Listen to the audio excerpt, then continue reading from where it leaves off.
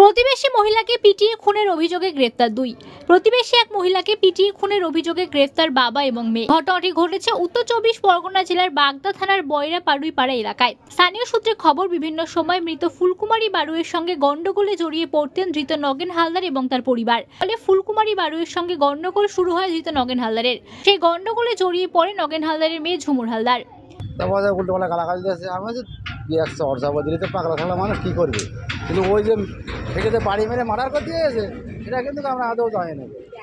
আগে ওই মুরগি টুকি হয়েছে, এরকম ঝগড়া ফগড়া হয় এক জায়গায় বসবাস, কিন্তু এইভাবে যে পরিস্থিতিতে খেতে বাড়ি মেরেছে চালটাই, এটা আমরাও জানতে পারি রাত 4টে বাজে তখন, বুঝতে পারছেন? এটা আমরা বলতে পারি 4টে পরে জানা গেছে। হ্যাঁ, 4টে পরে যখন বাড়ি আসলাম এসে শুনলাম মারা গিয়ে। কারণ ওই একটু হয়তো বলো না পেশাব করতে দিয়েছে, হয়তো বলেছে হয়তো যে দুইখানে পেশাব করছে, ও হয়তো একটু বলেছে যে আমার জায়গায় আমি পেশাব করছি, কী হয়েছে এই নিয়ে সূচনাটা এই, তাছাড়া কিছু না।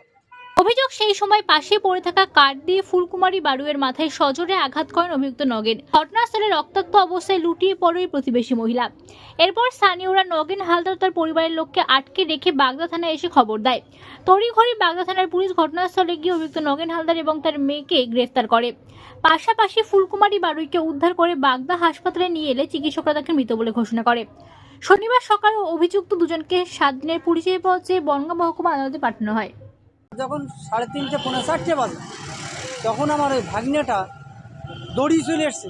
পাগল তো, আওয়া আওয়া কথা, কিরে কিরে তো মার একে বাড়িতে মেরে ফেলে দিয়েছে।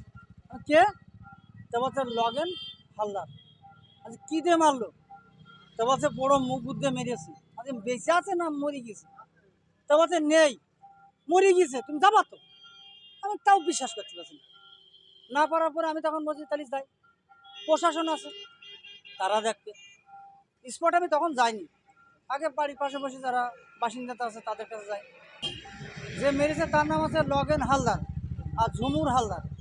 কোনো বাইরে যায় একটু নাম কীর্তন করতে যাই, সেই মুঠি ওখান থেকে ঘুরেই আজে বাজে গালাগালি দিয়ে ওকে মুঠে বাঁশ দিয়ে মানে খেটে দিয়ে মাছ দিয়েছে, দিয়ে ওকে নিয়ে অন্য সাইডে থুয়ে এসছে। ওই জায়গায় জল ঢেলে দিয়েছে, মনে কথা লোকে জানতে পারবে না। প্রধান বলল যে তুমি চিন্তা করো না, তুমি নিশ্চিন্ত থাকো, তুমি যে এবার যাও, ওখানে থানা আসছে।